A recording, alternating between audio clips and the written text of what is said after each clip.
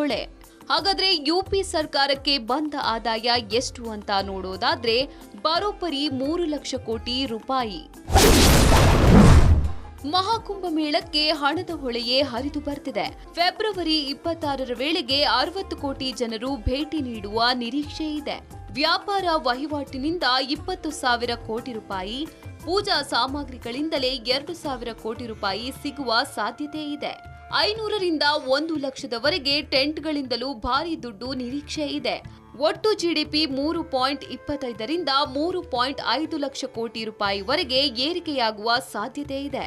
ಪ್ರತಿಯೊಬ್ಬ ಯಾತ್ರಿಕ 10,000 ರೂಪಾಯಿ ಖರ್ಚು ಮಾಡಿದ್ರೆ ಇದರಿಂದ 4 ಲಕ್ಷ ಕೋಟಿ ರೂಪಾಯಿ ಆದಾಯವನ್ನು ನಿರೀಕ್ಷೆ ಮಾಡಲಾಗ್ತಿದೆ.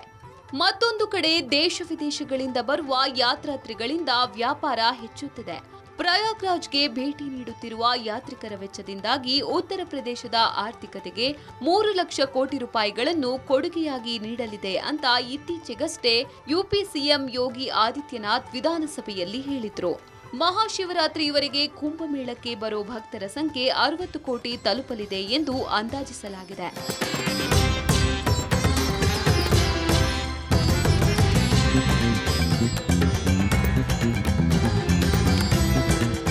ಪ್ರಯಾಗ್ರಾಜ್ನಲ್ಲಿ 45 ದಿನಗಳವರೆಗೆ ಲಕ್ಷಾಂತರ ಜನರು ನೇರ ಮತ್ತು ಪರೋಕ್ಷವಾಗಿ ತಾತ್ಕಾಲಿಕ ಉದ್ಯೋಗಗಳನ್ನು ಪಡೆದುಕೊಂಡಿದ್ದಾರೆ.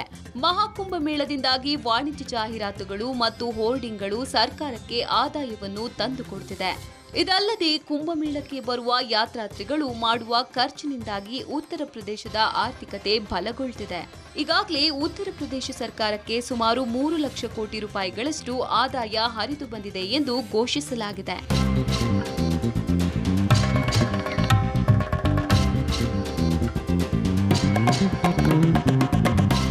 ಸ್ಟ್ಯಾಟಿಸ್ಟಿಕ್ ಲೆಕ್ಕಾಚಾರದೊಂದಿಗೆ ನೋಡೋದಾದ್ರೆ ಜನವರಿ 13ರಿಂದ ಫೆಬ್ರವರಿ 26ರವರೆಗೆ ಒಟ್ಟು 45 ದಿನಗಳ ಕಾಲ ಮಹಾಕುಂಭ ಉತ್ಸವ ನಡೆಯಲಿದೆ. ಈ ಮಹಾಕುಂಭ ಸರಿಸುಮಾರು 50 ಕೋಟಿ ಜನರನ್ನು ಆಕರ್ಷಿಸಲಿದೆ ಅಂತ ಲೆಕ್ಕಾಚಾರ ಹಾಕಲಾಗಿತ್ತು. ಆದ್ರೆ ಆ ಸಂಖ್ಯೆ ಇದೀಗ ಮಿತಿ ಮೀರಿದೆ. ಸಂಗಮಕ್ಕೆ ಬಂದ ಪ್ರತಿ ವ್ಯಕ್ತಿಯ ಸರಾಸರಿ ಖರ್ಚು 10,000 ರೂಪಾಯಿ. ಮಹಾಕುಂಭ ಮೇಳದಿಂದ ಉತ್ತರ ಪ್ರದೇಶ ಸರ್ಕಾರಕ್ಕೆ 4 ಲಕ್ಷ ಕೋಟಿ ರೂಪಾಯಿ ಆದಾಯ ಬಂದ್ರೂ ಅಚ್ಚರಿಯಿಲ್ಲ ಎನ್ನಲಾಗ್ತಿದೆ. ಇದಿಷ್ಟೇ ಅಲ್ಲದೆ ನೈಜ ಜಿಡಿಪಿ ದರವನ್ನು 1% ಹೆಚ್ಚಿಸಲಿದೆ ಅಂತಾರೆ ಆರ್ಥಿಕ ತಜ್ಞರು. ಹೀಗೆ ದೇಶದ ಆರ್ಥಿಕತೆಗೆ ಬೂಸ್ಟರ್ ಡೋಸ್ ನೀಡುವ ಒಂದು ಮೆಗಾ ಕಾರ್ಯಕ್ರಮವಾಗಿದೆ ಮಹಾಕುಂಭ ಮೇಳ.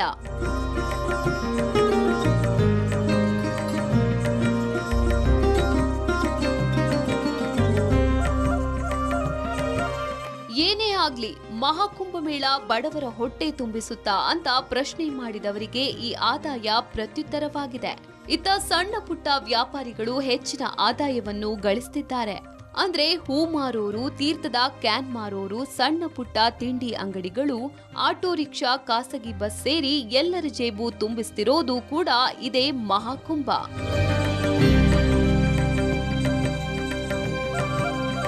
Bureau report, Republic Kannada.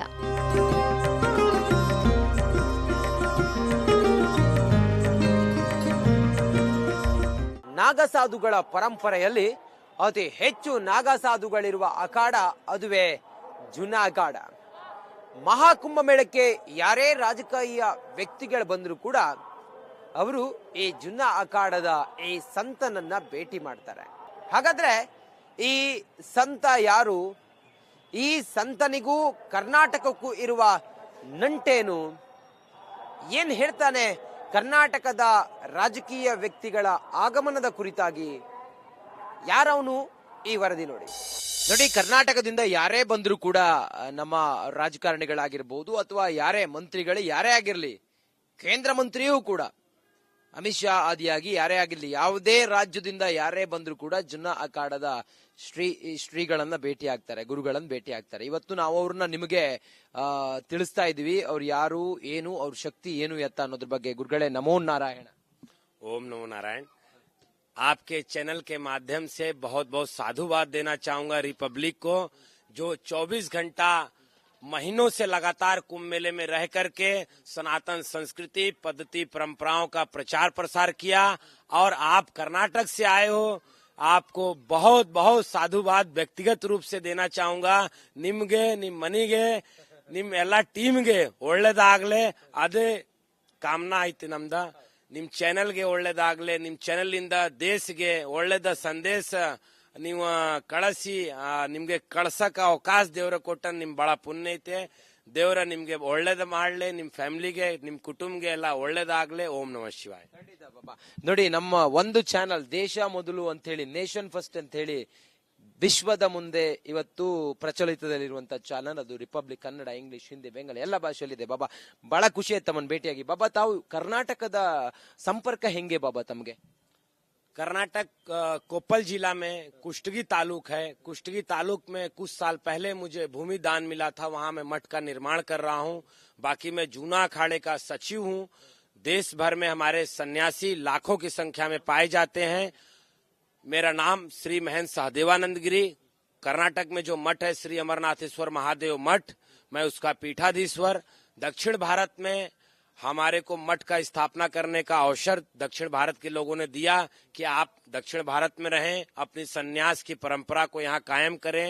जिस प्रकार से हमारे शंकराचार्य जी ने सिंगेरी मठ का स्थापना किया, उसी प्रकार से हम जूना अखाड़े का वहाँ मठ का निर्माण कर रहा हूँ. और पूरे कर्नाटक के कल्याण के लिए, विश्व कल्याण के लिए मैं लगातार अनेकों जिलाओं में यज्ञ, अनुष्ठान, पूजा पाठ करता रहता हूँ. जो कर्नाटक के लोग हैं वह बहुत अच्छे से इस बात से अवगत हैं कि मेरा लगातार विश्व कल्याण का चिंतन रहा है. उसी कार्य के कारण मैं कर्नाटक से यहाँ कुंभ मेले में आया. आने के बाद मेरा दायित्व जूना अखाड़े के 12 लाख सन्यासियों को देखने का था. मैं लगातार दिन और रात सन्यासियों का सेवा किया. साथ ही साथ कर्नाटक के लिए एक आधा एकड़ में हमने कैंप का निर्माण किया. ಧನ್ಯೋಸ್ಮಿ ಬಾಬಾ. ನೋಡಿ, ಇದು ಬಾಬಾ ಕರ್ನಾಟಕದಿಂದ ಬಂದಿರುವಂತ ರಾಜಕಾರಣಿಗಳು, ಕರ್ನಾಟಕದಿಂದ ಬಂದಿರುವಂತ ಯಾತ್ರಿಗಳ ಕುರಿತಾಗಿ ಆಡಿದಂತ ಮಾತು. ಆ ಮೂಲಕ ಕೊಪ್ಪಳದ ಶ್ರೀ ಇವರ ಮಾತು ಕೇಳ್ತಿದ್ರೆ ರೋಮಾಂಚನ ಆಗುತ್ತೆ. ದೇವಭೂಮಿ ಪ್ರಯಾಗ್ರಾಜ್ಗೆ ಕರ್ನಾಟಕದ ಕರಾವಳಿಯಿಂದ ಬಂದಿರುವಂತ ಈ ಯಾತ್ರೆ ಕರಾವಳಿಯಲ್ಲಿ ನಾಗದೇವರಿಗೆ ಅರ್ಪಿಸುವ ಸಿಂಗಾರ ಕೊನೆಯನ್ನ ತಂದಿದ್ರು. ನಾಗವಾಸುಕಿಗೆ ಸಿಂಗಾರ ಕೊನೆಯನ್ನ ಅರ್ಪಿಸುವ ಮೂಲಕ ನಾಗದೇವರಿಗೆ ಪ್ರಿಯವಾದ ಸಿಂಗಾರ ಹೂವನ್ನ ಸಾವಿರಾರು ಕಿಲೋಮೀಟರ್ಗಳಿಂದ ತಂದು ದೇವರಿಗೆ ಅರ್ಪಿಸಿದ್ದಾರೆ. ಯಾರವರು, ಏನ್ ವಿಚಾರ, ಈ ಸಿಂಗಾರ ಹೂವಿನ ಮಹತ್ವವೇನು, ಈ ವರದಿ ನೋಡಿ.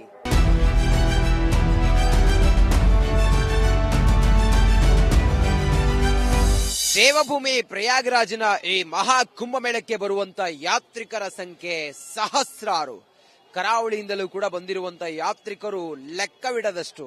ನೋಡಿ, ಕರಾವಳಿಯಲ್ಲಿ ನಾಗಾರಾಧನೆಗೆ ವಿಶೇಷವಾದಂತ ಮಹತ್ವವಿದೆ, ಪಾವಿತ್ರ್ಯವೂ ಕೂಡ. ನಾಗಾರಾಧನೆ ಕರಾವಳಿಯಲ್ಲಿ ಒಂದು ರೀತಿಯಲ್ಲಿ ನಡೆಯುತ್ತೆ. ನೋಡಿ, ನಾಗನಿಗೆ, ನಾಗಬನಕ್ಕೆ ಅರ್ಪಿಸುವ ಅಥವಾ ನಾಗದೇವರಿಗೆ ಅರ್ಪಿಸುವ ಆ ಪಾವಿತ್ರ್ಯವಾದಂತ ಆ ಸಿಂಗಾರ ಹೂವಿದೆಯಲ್ಲ, ಅದಕ್ಕೂ ಕೂಡ ಮಹತ್ವವಾದಂತದ್ದಿದೆ. ನೋಡಿ, ನನ್ನ ಜೊತೆಲಿ ಇವತ್ತು ಕರಾವಳಿಯಿಂದ ಸುಮಾರು 2,500 ಕಿಲೋಮೀಟರ್ ಕ್ರಮಿಸಿ ಮಹಾಕುಂಭಕ್ಕೆ ಬಂದು ನಾಗದೇವರಿಗೆ, ನಾಗವಾಸುಕಿಗೆ ಅರ್ಪಿಸೋದಕ್ಕೆ ಸಿಂಗಾರ ಕೊನೆಯನ್ನು ತಂದಿದ್ದಾರೆ. ನಾನು ಅವರನ್ನ ಮಾತಾಡಿಸ್ತೀನಿ.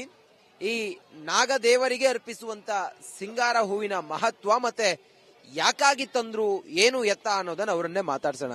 ನಮಸ್ಕಾರ ಮೇಡಮ್. ನಮಸ್ತೆ. ತಾವು ಎಲ್ಲಿಂದ ಬಂದಿದ್ದೀರಿ? ನಾನು ಉಡುಪಿ, ಮಂಗಳೂರು, ದಕ್ಷಿಣ ಕನ್ನಡದಿಂದ. ಏನ್ ತಮ್ಮ ಹೆಸರು? ಶ್ರುತಿ. ಹೇಗಿದೆ ಮಹಾಕುಂಭ? ಮಹಾಕುಂಭ ಹೇಳಿದಾಗೆ ಕುಂಭವಾಗಿದೆ, ಅಂದ್ರೆ ಅದನ್ನ ಹೇಳಲಿಕ್ಕಾಗಲ್ಲ. ತುಂಬಿದ ಕುಂಭ ಇದು. ಹಾ, ತುಂಬಿ ತುಳುಕುವಂತ ಕುಂಭ ಅಂತ ಹೇಳ್ಬೋದು. ಅದು ತಮ್ಮ ಕೈಯಲ್ಲಿ ಸಿಂಗಾರ ಹೂವಿದೆ. ನಾವು ಇತ್ತೀಚೆಗೆ ಸಿಂಗಾರ ಸಿರಿಯೆ ಅಂತ ಹೇಳಿ ಒಂದು ಚಲನಚಿತ್ರದಲ್ಲಿ, ಕಾಂತಾರ ಸಿನಿಮಾದಲ್ಲಿ ನಾವು ಸಿಂಗಾರ ಸಿರಿಯೆ ಅಂತ ಹೇಳಿ ನೋಡಿದೀವಿ. ಸಿಂಗಾರ ಅಂತ ಹೇಳಿದ್ರೆ ಅಷ್ಟು ಪಾವಿತ್ರ್ಯವಾದದ್ದು, ಅಷ್ಟು ಒಂದು ಮಹತ್ವ ಇದೆ ಅದಕ್ಕೆ. ನೋಡಿ, ಆ ಸಿಂಗಾರ ಹೂವನ್ನು ಅವ್ರು ತಂದಿದ್ದಾರೆ. ಏನು, ಯಾಕೆ ಅನ್ನೋದ್ರ ಬಗ್ಗೆ ಅವ್ರನ್ನೇ ಕೇಳೋಣ. ಯಾಕೆ ತಾವು ಸಿಂಗಾರ ಹೂವನ್ನು ತಂದಿದ್ದೀರಿ, ಏನ್ ವಿಚಾರ ಇದೆ?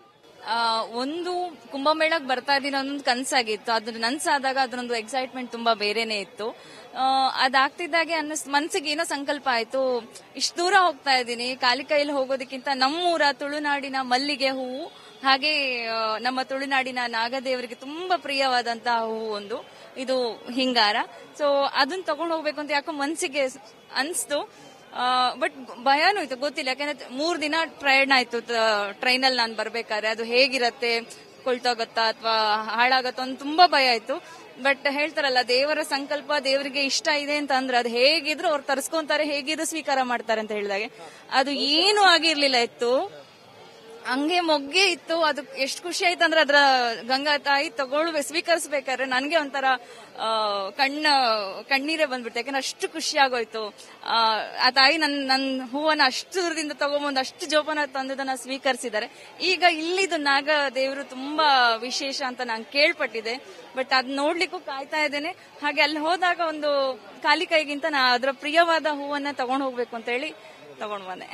ಎಷ್ಟು ದಿನ ತಾವು ಟ್ರೈನಲ್ಲಿ ಜರ್ಮನಿ ಮಾಡಿ ಬಂದಿದ್ದೀರಿ? 3 ದಿನ. 3 ದಿನ ಏನು ರೈಲಿನ ಪ್ರಯಾಣದ ಮೂಲಕ ಇವರು ಬಂದಿದ್ದಾರೆ. ಸಿಂಗಾರ ಹೂ ಎಷ್ಟು ಎಳೆಸಾಗಿದೆ ಮತ್ತೆ ಎಷ್ಟು ಮಹತ್ವ ನಮಗ್ ಗೊತ್ತಲ್ಲ ಸಿಂಗಾರ ಹೂವಿನದ್ದು. ನೋಡಿ, ಇದು ನೋಡಿದಾಗ ತಮ್ಗೆ ಏನ್ ಅನ್ನಿಸ್ತಿದೆ? ಇವಾಗ ನೀವು 3 ದಿನ ಜರ್ನಿ ಮಾಡಿ ಟ್ರೈನಲ್ಲಿ ಬಂದಿದ್ದೀರಿ, ಇದು ಹಂಗೆ ಇದೆ. ಮನೆಯಲ್ಲಿ ಹೆಂಗ್ ಕೊಯ್ದಾಗ ಹೆಂಗಿತ್ತು? ತಮ್ಮ ಮನೆಯಿಂದ ಅಲ್ಲ, ಬಟ್ ಆದ್ರೂ ಕೊನೆ ಮೂಮೆಂಟ್ ನನ್ ಸಿಕ್ತಲ್ಲ, ಅದೊಂದು ಖುಷಿ ಇದೆ ಅಷ್ಟೇ. ಹಂಗೆ ಇದೆ. ಇದು ಮನೆಯಿಂದ ಹೌದು, ಯಾಕೆ ನಮ್ಮ ತುಳುನಾಡಿನ ಮನೆಯಿಂದ ತಗೊಂಡ್ಬಂದಿದ್ದೀನಲ್ಲ, ಹಾಗಾಗಿ ನಮ್ಮ ಮನೆ ಇದೆ. ಅದು ತುಳುನಾಡೇ ಒಂದು ಮನೆ. ಹೌದು ಹೌದು. ಖುಷಿ ಅನಿಸ್ತಿದೆ. ತುಂಬಾ ಖುಷಿ ಅನಿಸ್ತಾ ಇದೆ. ನಂದು ಹೇಳ್ತಾರಲ್ಲ ಸಾರ್ಥಕತೆ ಅಂತ ಹೇಳಿದಾಗ, ಆ ಗಂಗಾ ಈಗ ಎಷ್ಟು ನಾವು ನಡೆದ್ವಿ, ಅಷ್ಟೊಂದು ಕಿಲೋಮೀಟರ್ 2,500 ಜರ್ನಿ ಮಾಡಿದ್ದು. ಹಾಗೆ ಇಲ್ಲಿ ತುಂಬಾ ಎಷ್ಟು ನಡಿಬೇಕು ಅಂದ್ರೆ, ಆದ್ರೆ ಒಂದ್ಸರಿ ಮುಳುಗೆದ್ದಾಗ ನಾವು ನಡೆದಿರೋದೆಲ್ಲ ಸುಸ್ತು ಏನಿದೆ ಎಲ್ಲವೂ ಮಾಯ. ಅಷ್ಟು ನಡೆದ್ವ ಅನ್ನೋದು ನಮಗೂ ಶಾಕಿಂಗ್ ಅನ್ನೋ ತರದಲ್ಲೇ ಇತ್ತು. ಸೊ ಈಗ ಇದು ಕೊನೆಯದಾಗಿ ಇಲ್ಲಿ ಅರ್ಪಿಸಿ ಇಲ್ಲಿಂದ ಮುಂದಿನ ಪ್ರಯಾಣ ವಾಪಸ್ ನಮ್ಮ. ಒಬ್ಬರೊಬ್ಬರದ್ದು ಒಂದೊಂದು ಭಕ್ತಿಭಾವ. ಸಾಧು ಸಂತರು ನೋಡಿ ನಮಗೆ ಕಾಣ್ಲಿಕ್ಕೆ ಸಿಗೋದಿಲ್ಲ. ಅವರ ಪೂಜೆ ಪುನಸ್ಕಾರ ಭಕ್ತಿಭಾವ ಒಂದು ರೀತಿಯಲ್ಲ, ಆದ್ರೆ ಬರುವಂತ ಯಾತ್ರಿಕರು ಎಷ್ಟು ಪವಿತ್ರ ಅಂತ ಹೇಳಿ ಇಲ್ಲಿಗೆ ಬರ್ತಾರಂತ ನೋಡಿದ್ರೆ ನೋಡಿ, ಕರಾವಳಿಯಿಂದ ತಂದಿರುವಂತಹ ಈ ಸಿಂಗಾರ ಇವತ್ತು ಪರಶಿವನ ಮುಡಿ ಮೇಲೆ ಅಲಂಕರಿಸ್ತಾ ಇದೆ. ನಾಗದೇವರಿಗೆ ಪ್ರಿಯವಾದಂತಹ ಸಿಂಗಾರ ಹೂ ಇವತ್ತು ನಾಗವಾಸುಕಿ, ಅವತ್ತು ಸಮುದ್ರ ಮಂಥನ ಆದಾಗ ನಾಗ ವಾಸುಕಿಯನ್ನ ಹಗ್ಗವಾಗಿ ಬಳಸಿದ್ರು. ಅದೇ ನಾಗವಾಸುಕಿಯ ಶಿರವನ್ನ ಅಲಂಕರಿಸ್ತಾ ಇದೆ. ಆ ಮೂಲಕ ಎಷ್ಟು ಭಕ್ತಿಭಾವದಿಂದ ಮಹಾ ಕುಂಭಮೇಳ ಇವತ್ತು ಪ್ರಯಾಗ್ರಾಜ್ನಲ್ಲಿ ನಡೀತಾ ಇದೆ. ನಾವೇ ಧನ್ಯರು, ನಾವೇ ಪಾವನರು, ನಾವೇ ಪುಣ್ಯರು.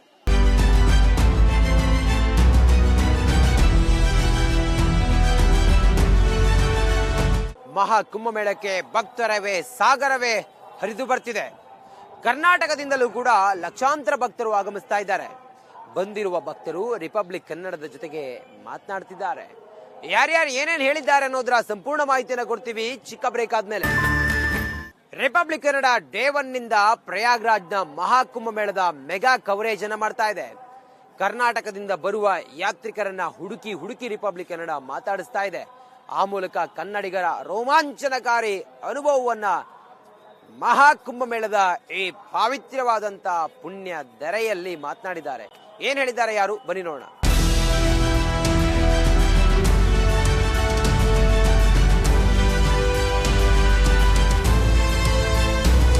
ದೇವಭೂಮಿ ಪ್ರಯಾಗ್ರಾಜ್ನಲ್ಲಿ ನಮ್ಮ 3 ಪೀಳಿಗೆಯೂ ಕೂಡ ನೋಡಲು ಅಸಾಧ್ಯವಾದಂತ ಮಹಾ ಕುಂಭಮೇಳದ ಆ ಸಂಭ್ರಮ ಸಡಗರ ಮೇಳೈಸ್ತಾ ಇದೆ. ಇನ್ನುಳಿದಿರೋದು ಕೇವಲ 4 ದಿನಗಳ ಮಾತ್ರ. 4 ದಿನಗಳ ನಂತರ ಇಲ್ಲಿರುವಂತ ಎಷ್ಟು ಜನ ಇದ್ದಾರೆ, ಎಷ್ಟು ಜನರ ಜೀವನದಲ್ಲಿ ಮತ್ತೊಮ್ಮೆ ನೋಡಲು ಅಸಾಧ್ಯವಾದಂತ ಮಹಾ ಕುಂಭಮೇಳ. ಇವರ ಜೀವಂತಿಕೆಯೇ ಮುಂದಿನ ಮಹಾ ಕುಂಭಮೇಳಕ್ಕೆ ಇರೋದಿಲ್ಲ. ಹಾಗಾಗಿ ಕೋಟ್ಯಾಂತರ ಜನ ಆಗಮಿಸ್ತಾ ಇದ್ದಾರೆ. ಬೇರೆ ಬೇರೆ ದೇಶಗಳಿಂದ ಜನ ಬರ್ತಾ ಇದ್ದಾರೆ. ಕರ್ನಾಟಕದಿಂದ ಬರುವ ಯಾತ್ರಿಕರ ಸಂಖ್ಯೆಯು ಕೂಡ ವಿಪರೀತವಾಗಿ ಏರಿಕೆ ಆಗಿದೆ. ನೋಡಿ, ಇವರೆಲ್ಲರೂ ಕೂಡ ಕನ್ನಡಿಗರು, ದಕ್ಷಿಣ ಭಾರತದವರು, ನಮ್ಮ ಬಳ್ಳಾರಿಯವರು. ಅವ್ರು ಮಾತಾಡ್ಸೋಣ. ಮಹಾಕುಂಭ ಹೇಗಿದೆ ಅನ್ನೋದ್ರ ಬಗ್ಗೆ ಕೇಳೋಣ. ಸರ್, ಹೇಗಿದ್ದೀರಿ? ಹೇಗಿದೆ ಮಹಾಕುಂಭ? ಎಲ್ಲಿಂದ ಬಂದ್ರಿ? ನಮಸ್ಕಾರ. ಒಂದೇ ಕೃಷ್ಣಂ ಜಗದ್ಗುರು, ಸರ್ವಂ ಶ್ರೀಕೃಷ್ಣಾರ್ಪಣಮಸ್ತು. ಹರ್ ಹರ್ ಮಹಾದೇವ್, ಜೈ ಶ್ರೀರಾಮ್. ಮೊಟ್ಟ ಮೊದಲನೇದಾಗಿ ರಿಪಬ್ಲಿಕ್ ಕನ್ನಡ ಟಿವಿಗೆ ನಾನು ಭಕ್ತಿಪೂರ್ವಕವಾಗಿ ಅವ್ರಿಗೆ ಕೃತಜ್ಞತೆಯನ್ನು ಸಲ್ಲಿಸ್ತಾ ಇದ್ದೀನಿ. ಇವತ್ತಿನ ದಿನ 144 ವರ್ಷಗಳಿಗೆ ಒಮ್ಮೆ ನಡೀತಕ್ಕಂಥ ಈ ಮಹಾಕುಂಭ ಮೇಳ 2025ಕ್ಕೆ ಇಷ್ಟೆಲ್ಲ ಪ್ರಚಾರ ಸಿಕ್ಕಿದ್ದಕ್ಕೆ ಕಾರಣ ಕನ್ನಡದ ರಿಪಬ್ಲಿಕ್ ಟಿವಿ ಅಂತ ಹೇಳಿದ್ರೆ ಅದು ತಪ್ಪಾಗಲ್ಲ. ಬನ್ನಿ, ಇವತ್ತು ನಾನು ಬ್ರಾಹ್ಮಣಿ ಮುಹೂರ್ತದಲ್ಲಿ ನನ್ನ ಸ್ನೇಹಿತರ ಜೊತೆ ನಾನು ಪುಣ್ಯ ಸ್ನಾನವನ್ನು ಮಾಡೋದಕ್ಕೆ ಬೆಳಿಗ್ಗೆ 5 ಗಂಟೆಗೆ ಹೋಗಿದ್ದೀನಿ. ಅಲ್ಲಿ ಮಹಾಸಂಗಮ, ತ್ರಿವೇಣಿ ಸಂಗಮ, ಎಲ್ಲಿ ತ್ರಿವೇಣಿ ಸಂಗಮ ಆಗ್ತಾಳಲ್ಲ, ಅಲ್ಲಿಂದ ನಾವು ಸ್ನಾನ ಮಾಡಿಕೊಂಡು ಈಗ ತಾನೇ ಬಂದಿದ್ದೀವಿ. ಹಾಗೆ ಇವತ್ತಿನ ದಿನ 144 ವರ್ಷಗಳ ಹಿಂದೆ ಈ ಮಹಾಕುಂಭ ನಡೆದಿತ್ತು, ನಮ್ಗೆ ಗೊತ್ತಿಲ್ಲ. ಮುಂದೆ 144 ವರ್ಷಗಳ ನಂತರ ಆಗುತ್ತೆ, ಖಂಡಿತ ಆಗುತ್ತೆ, ಆದ್ರೆ ನಾವಿರಲ್ಲ. ಇಂತಹ ಪವಿತ್ರವಾಗಿರ್ತಕ್ಕಂಥ ಹಿಂದುತ್ವವನ್ನೇ ಪ್ರಶ್ನೆ ಮಾಡ್ತಾರೆ. ಏನು ಗಂಗೆಯಲ್ಲಿ ಸ್ನಾನ ಮಾಡಿದ್ರೆ ಪಾಪ ಕಳೆಯುತ್ತಾ, ಗಂಗೆಯನ್ನು ಸ್ನಾನ ಮಾಡಿದ್ರೆ ಬಡತನ ನಿವಾರಣೆ ಆಗುತ್ತೆ ಅಂತ ಹೇಳ್ತಾರೆ. ನಾಚಿಕೆ ಆಗಬೇಕು, ನಾಚಿಕೆ ಆಗಬೇಕು. 65 ವರ್ಷಗಳ ಕಾಲ ನೀವು ಆಳಿದ್ದು, ನೀವು ಬಡತನವನ್ನು ನಿರ್ಮೂಲನೆ ಮಾಡೋಕ್ಕಾಗಿಲ್ಲ. ಇವತ್ತು 2014 ನಂತರ ಇಡೀ ಭಾರತ ವಿಶ್ವಗುರು ಆಗ್ತಾ ಇದೆ, ಜಗದ್ಗುರು ಆಗ್ತಾ ಇದೆ, ಪ್ರಪಂಚಕ್ಕೆ ಮಾರ್ಗದರ್ಶನವನ್ನು ಕೊಡ್ತಾ ಇದೆ.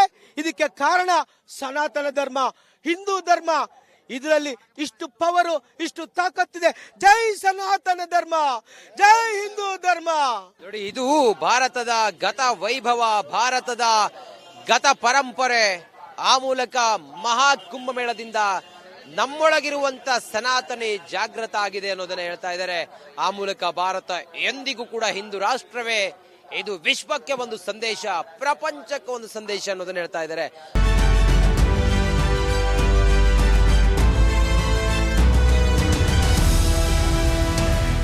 ರಿಪಬ್ಲಿಕ್ ಕನ್ನಡ ಡೇ 1 ನಿಂದ ಎಲ್ಲಿಯವರೆಗೂ ಕೂಡ ಪ್ರಯಾಗ್ರಾಜ್ನ ಮಹಾಕುಂಭಮೇಳದ ಮೆಗಾ ಕವರೇಜ್ ಅನ್ನ ಮಾಡ್ತಾ ಜನರಿಗೆ ಪ್ರತಿದಿನವೂ ಕೂಡ ಮಹಾಕುಂಭಮೇಳದ ವಿಶೇಷವನ್ನ, ವೈಶಿಷ್ಟ್ಯವನ್ನ ನಿಮ್ಮ ಮುಂದೆ ತೆರೆದಿಡುವ ಪ್ರಯತ್ನವನ್ನ ನಾವು ಮಾಡ್ತಾನೆ ಇದ್ದೀವಿ. ರಿಪಬ್ಲಿಕ್ ಕನ್ನಡ, ಇದು ನಿಮ್ಮ ಧ್ವನಿ.